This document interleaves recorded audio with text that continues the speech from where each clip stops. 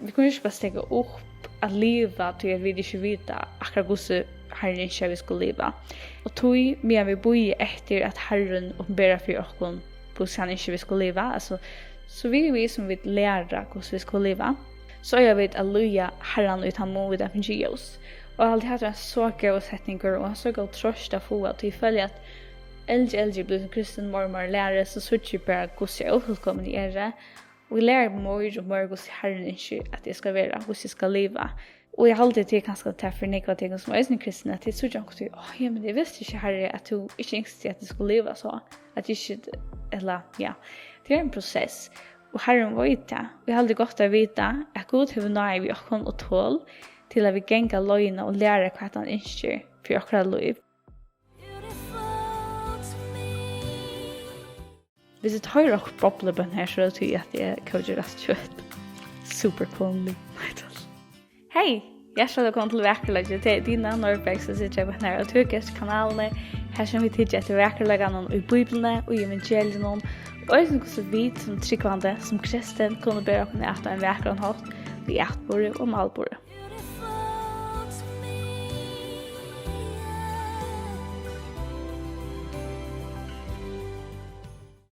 Som det kanskje se av överskriften så får jag ta sådana spännande spurningar där från Telenym som är en app som man kan spela spurningar anonymt. Hvis det så att några blinkljus och sen är så att jag eller höra blassa och så att jag några jolamän är från runt i kvalpa och jolabackar. Och ja, det är 18 jola täckat upp det är bra. Jolamän som sa nu det har faktiskt vidgat tvärfyr. Her næste spurningar er for at lese til offer dikkon, og den ene kan du være kristin og stadigvæk en gebøynon? Jeg vil gjøre en video sammen med det. Næste spurningar kan du være kristin og njóta sex utanfor kjønnaband? Og jeg vil gjøre en video om det. Hver kjenner Bibelen er at man ikke kan være LGBT og ikke ha sex og man gifter.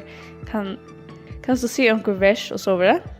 En annen spurning sier, hva er det hvis man får sjans sammen og man gifter? Og så er det andre som sender vers inn og spør en spurning, vers er hetta.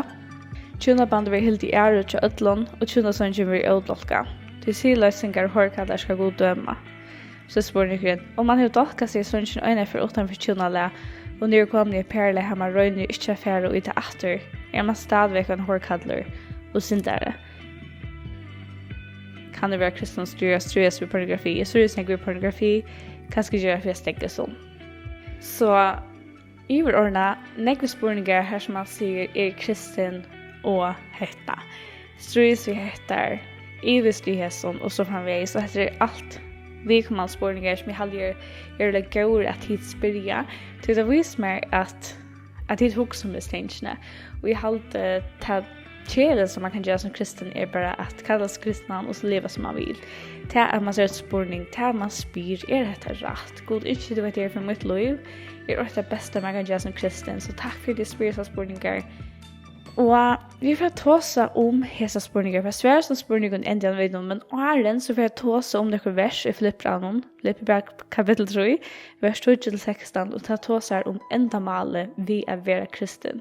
Och jag tycker att åren vi kommer till dessa spurningar så har det långt från just Svarið kanske av dessa spurningar. Jögnes versen som vi får läsa. Här ständer i Filipbr kapitel 3, vers 2-16. Således skal jeg komme kjenne han, og kraft opprøsner hansara, og samfunnsløying hansara, vi til at jeg vil gjøre rådne lykker og deie hansara, og mot høy kunne du nått til opprøsene fra henne og deie. Ikke at jeg har vunnet av langt, eller var en fullkomne langt, men stevnig et tog, og mot høy kunne du vunnet til, vi til at jeg selv er vunnet av Kristus og Jesus, prøver. Jeg halte ikke om meg selv at jeg har vunnet, men også gjør jeg. Jeg glemte det som 18 for rett i mitt tusen framfor, stevnig mot malen til syrslønene, som god av hattene vil kalle dere til i Jesus Kristus.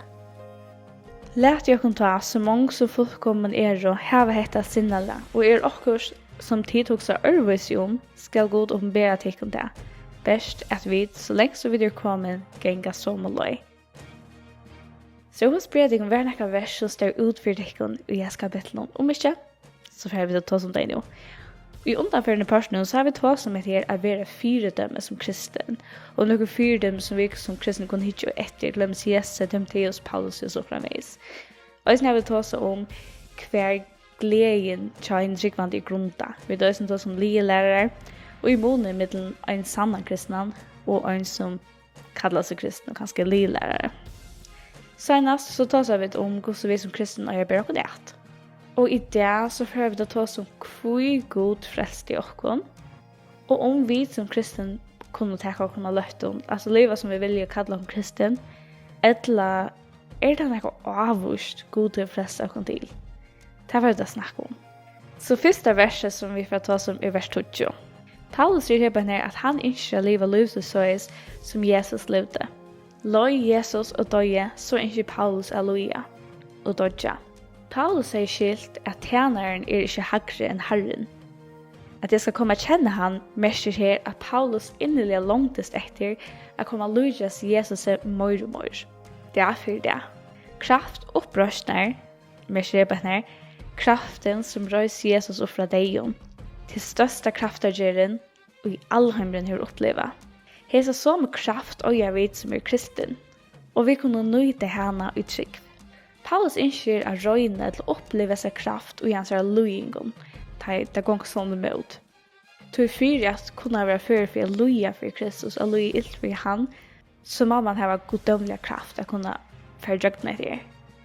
Paulus visste sånn det at det var en frelsende effekt at løye. Altså ikke, Paulus visste at det som Jesus gjør det Golgata krosset var fullgjørst. Men Paulus helt at det var sånn motsigende at han ser herre og god, løte I åhona løying og sorg, og at han som tyggande bare skulle liva og I hon og glede. Tog yngste Paulus gjøst Jesus lyker og I deia. Han yngste smakka sin drekkat semane. Jesus engest, skjolta og øynsomme. Emmas bibelskøy som vi brukar til å ferdjøkne Filipbr, ta sier her, vi har gjørder hon og lyker og I deia hans merker at Paulus yngste liva liv hins krossfesta, dodger rundt og være fra syndini, sjålluvnån og høymnån. Mång tryggvande nøgt om utrørsene ikke krever uttidlene blåe.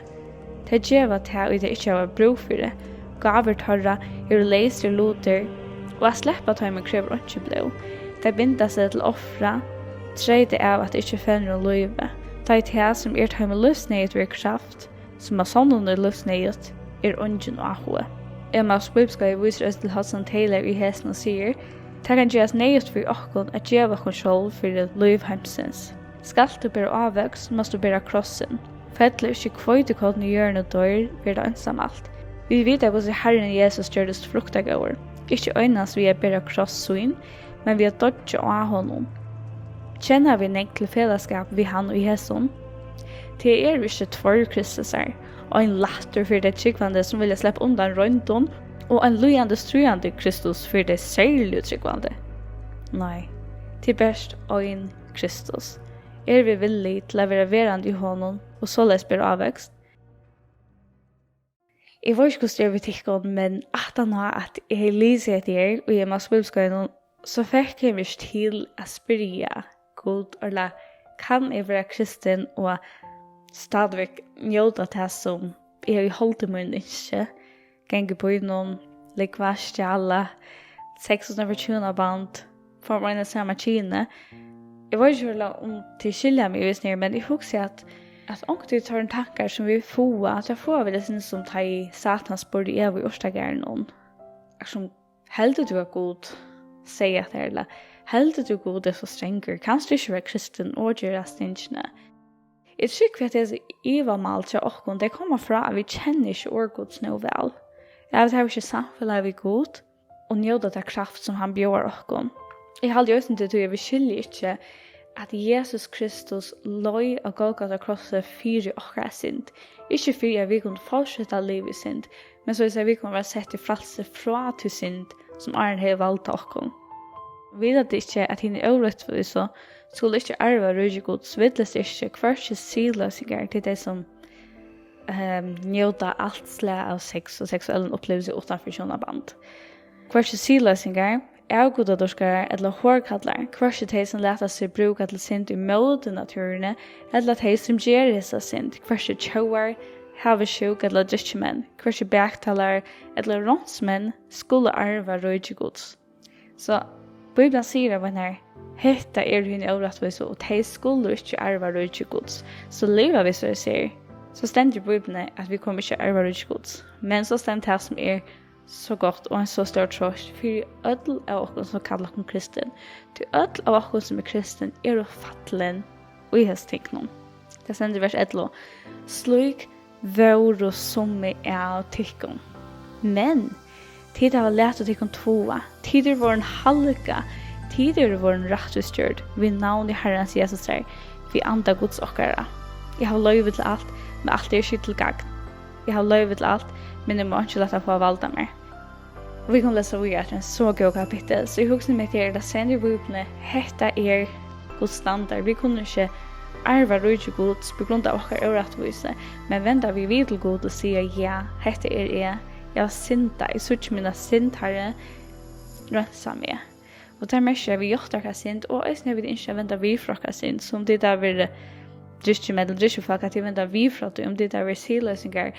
Stress vi sex utanför könnabarn, pornografi eller vad det kan vara. Vi väntar vi från det. Så här är inte att struja sig att han vill hjälpa mig på sjurusningar.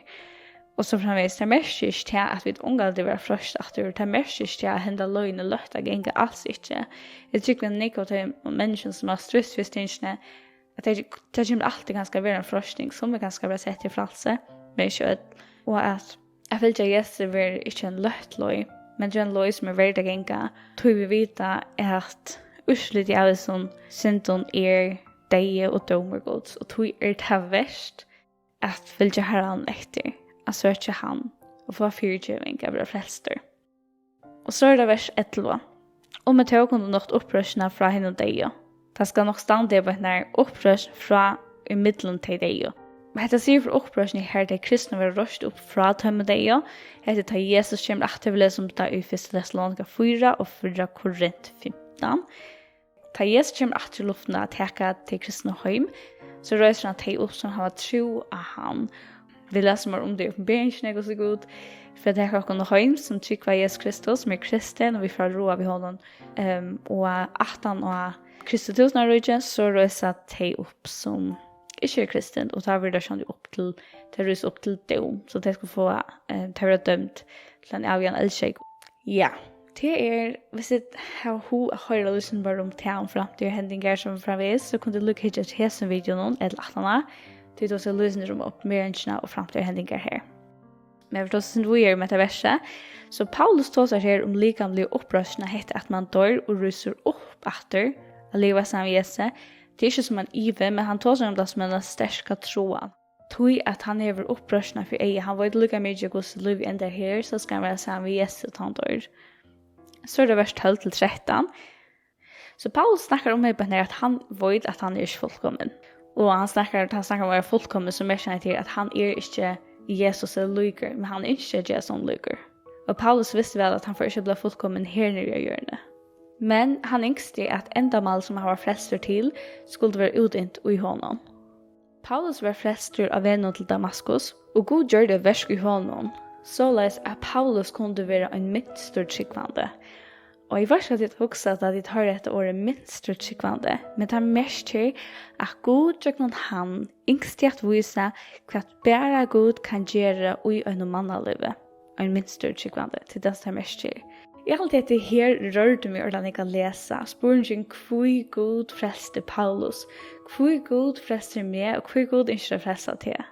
Til Gud ikke at gjøre oss til noe minst utsikkvande. Og det er ikke noe snabba litt og snir, alls ikke.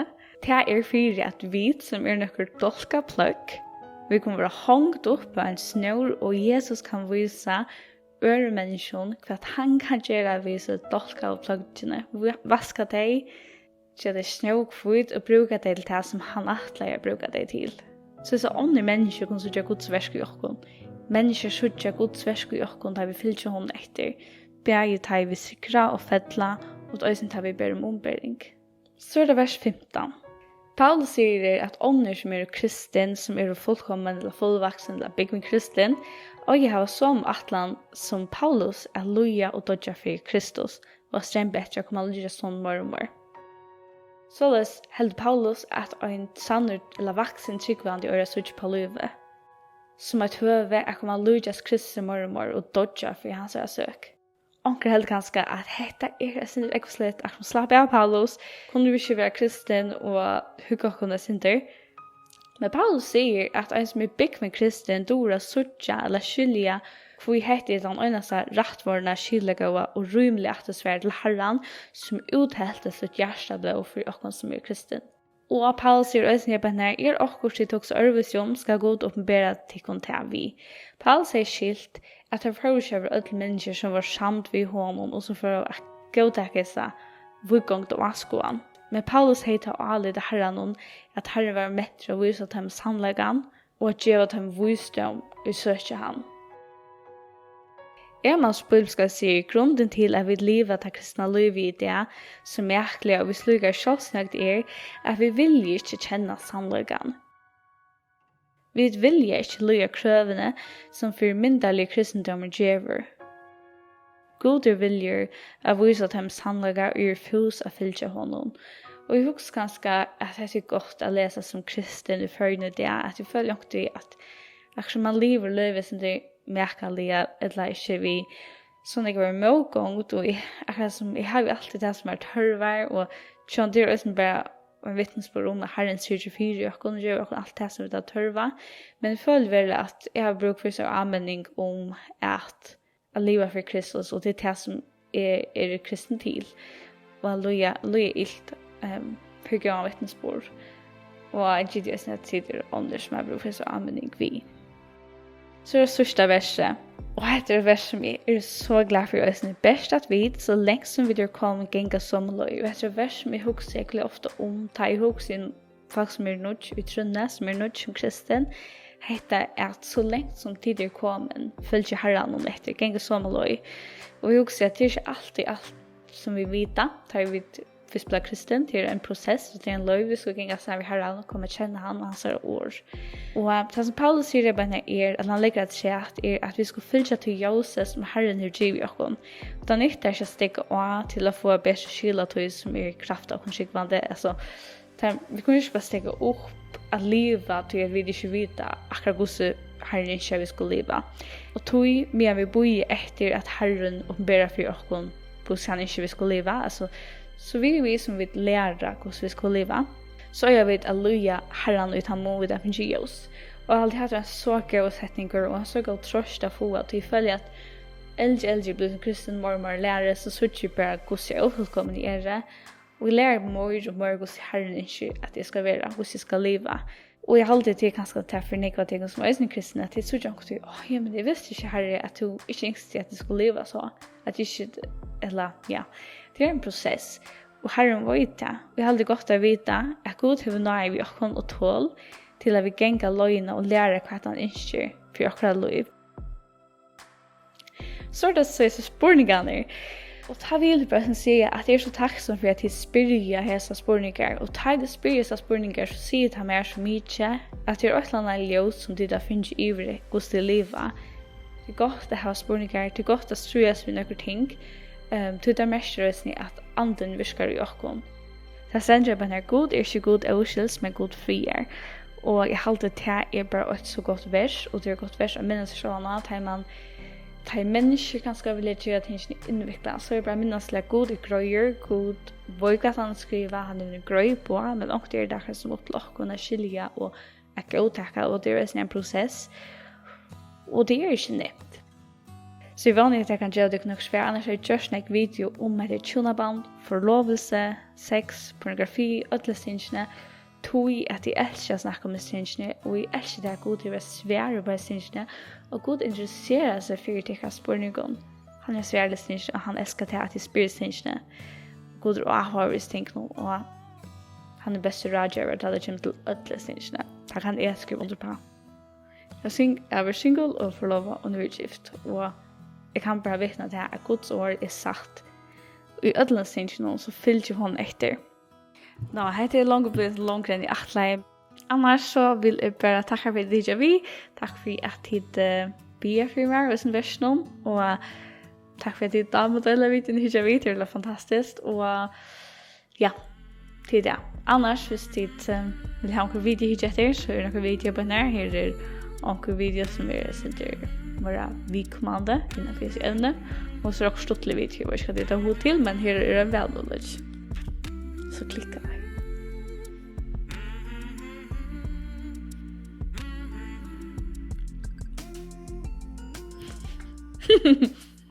Hej.